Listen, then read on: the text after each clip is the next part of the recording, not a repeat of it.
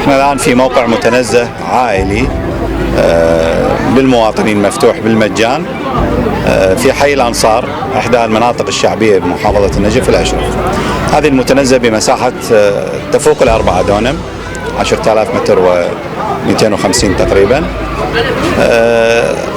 أهلت بعد أن كانت يعني منطقة يعني مهمولة متركة متروكة، يعني ما مستفادة من عندها المواطنين. الحي حي شعبي مكتظ، يحتاج إلى مساحات، يحتاج إلى متنفس، يحتاج إلى رياضة أطفال يعني يستمتعون هنا بالخضار بالألعاب. لذلك صار توجه لإدارة المحافظة وتوجه للبلدية شعبة الحدائق في بلدية النجف الأشرف بتأهيل هذه الساحات الخضراء وهذه المتنزهات العامة لتكون محطات استراحة للعوائل النجفية للمواطنين.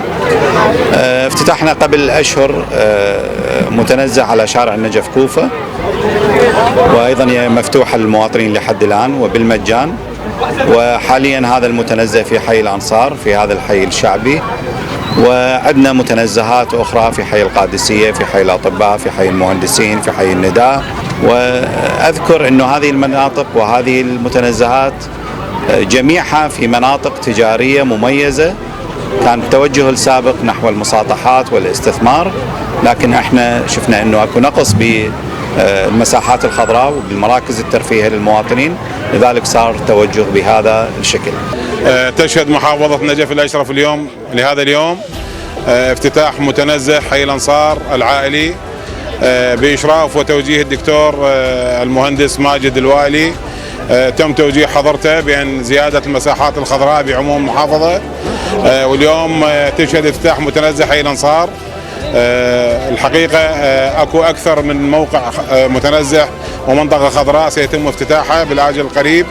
اكو موقع آخر عندنا جاهز احتمال أسبوع أو 10 أيام إلى أسبوعين يجهز هماتين، ومستمرين بزيادة الرقعة الجغرافية الخضراء على كافة عموم المحافظة.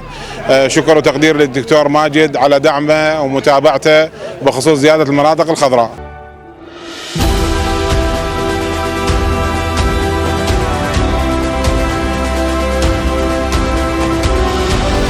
حقيقة اليوم الفرحة لا توصف، من تكون سبب فرحة الطفل. يعني هذا المتنزه يعني هو عبارة يعني تنترجمه انه شلون سعادة الطفل ونشوفه شلون يلعب وشلون يرتاح. حقيقة لزمن طويل كانت محرومة اغلب العوائل من هيك متنزهات. بادرت شعبة الحدائق متنزهات في بلدية النجف الأشرف بإنشاء هذا المتنزه اللي هو كان عبارة عن العفو مكب للأنقاض والنفايات، وتم تحويله بجهود ذاتية من كوادر مهندسينا الأبطال وكوادر عمالنا الأبطال وسواقنا وفنينا، وأيضا لا نغفل كوادر هندسة المرور وكل كوادر البلدية متمثلة بالمدير السابق وأيضا بمديرنا الحالي. وايضا كان دعم كبير من السيد المحافظ المحترم. ومثل ما تشوفون اليوم المتنزه يعني احنا في طور الافتتاح يعني حقيقه يسر الناظر. ايضا لها خطط كبيره شعبة الحدائق والمتنزهات بتطوير وانشاء متنزهات يعني لعده متنزهات في عده احياء. يعني احنا اليوم في حي الأنصار، ان شاء الله بعد في 10-15 يوم نفتتح متنزه في حي القادسيه، ايضا متنزه في حي الميلاد وفي حي النداء وفي حي الأطباء وفي حي الشرطة، وفي كل مكان ستجدون إن شاء الله متنزهات تليق بأهالينا أهل النجف، وحقيقة يستحقون هذه الخدمة.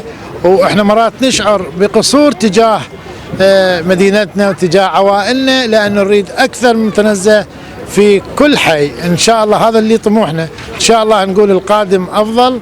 وأنا سعيد وفرح جدا جدا لأن احنا كنا سبب في فرحة الطفل.